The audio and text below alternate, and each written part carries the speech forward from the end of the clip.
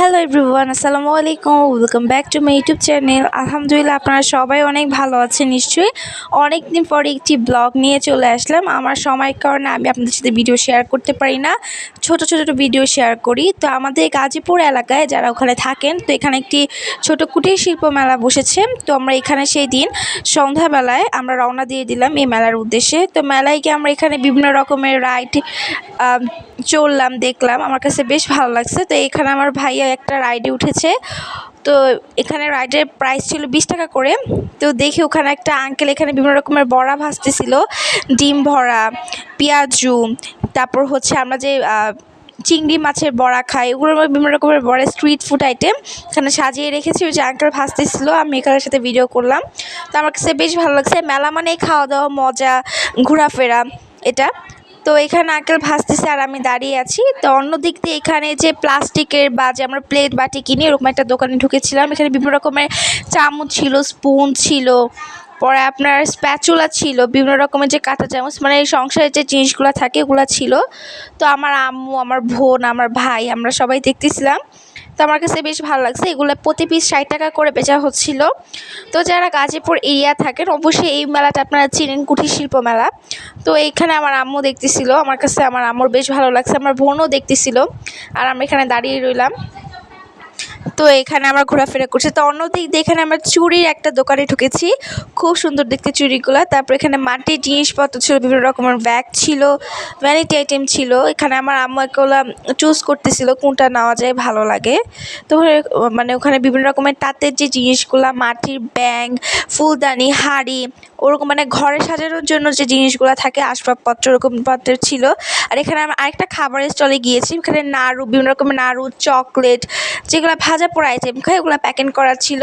আমার কাছে দোকানটা বেশ ভালো লেগেছে। পরে আমরা মেলা থেকে ঘুরে কেনাকাটা করে এখানে হালিম খেতে চলে আসছি। তো এই আঙ্কেলের হালিমটা অনেক মজা, 50 টাকা এটার প্রাইস। এখানে কোয়ান্টিটি ফ্রাই অনেক ভালো, অনেক মাংস দেয়, আর এটার টেস্টটা অনেক ভালো, ঘন, আমার কাছে বেশ ভালো লাগছে। তো আমরা প্রথমবার দুই বাটি আমরা হালিম নিয়েছিলাম। তো আঙ্কেল এখানে সার্ভ করতেছে আমার জন্য। তো এখানে 2টা বাটির মধ্যে প্রথমেই হালিম ঢেলে নিল আঙ্কেল।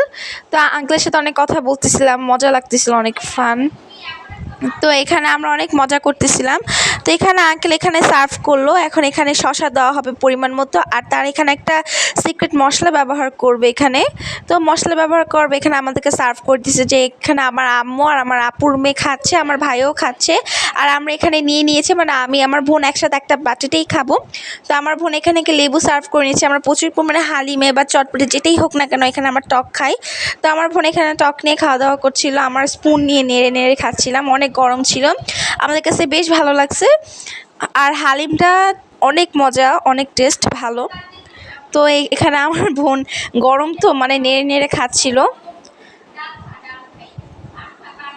তো এখন আমরা খাবো। তো এখানে খাওয়া দাওয়া করার পর এখানে আমরা একটি মানে মিষ্টি আইটেমের দোকানে চলে গিয়েছিলাম। তো এখানে বিভিন্ন রকমের নাড়ু ছিল, খাজা ছিল, জিলাপি ছিল, তারপর মোরলি ছিল, বিভিন্ন রকমের নিমকি ছিল। তো এখানে আমি খুব সুন্দর মতো সাজানো ছিল, আপনি মানে ভিডিও করতেছি যে নাড়ু, নিমকি, তারপর মোরলি, মানে গুড়েরটাও, চিনিরটাও এখানে। তো আঙ্কেল আমাদের ওখানে একটা মিষ্টি ছিল, চিনির মিষ্টি, আমি নাম জানি না, কেউ যদি নাম জানি এটা শেয়ার করবেন আমার সাথে। তো এখানে একটা মিষ্টি ছিল, যে চিনির মধ্যে মিষ্টিটা থাকে যেটা। তো এখান থেকে আমরা নিয়ে নিলাম কয়েকটা পিস খাওয়ার জন্য। এই মিষ্টিটা অনেক মজা। পরে এখানে দেখি 2 রকমের জিলাপি ছিল, একটা হচ্ছে গুড়ের জিলাপি আর আরেকটা হচ্ছে চিনির জিলাপি। তো এখানে সুন্দর সুন্দর চিনি জিলাপি বানানো হচ্ছিল। আমার জিলাপি বানানোটা দেখতে খুব ভালো লাগতেছিল।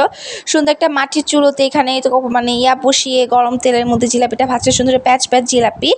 তারপর এখানে ভাজার পর এখানে আমরা গাড়িতে উঠে গেলাম। গাড়িতে উঠে যাওয়ার পর এখানে আমার আম্মু সবাইকে খেতে দিচ্ছিল মিষ্টি, মানে গাড়িতে মিষ্টি খেতে খেতে যাচ্ছিলাম, ট্রাই করলাম, বেশ ভালো ছিল। এরপরে আমরা এখানে একটা ফুচকার দোকানে খুলেছি। ফাস্টফুড আইটেম কিন্তু খাওয়া শেষ হয়নি, মানে খাওয়া শুরু করলাম।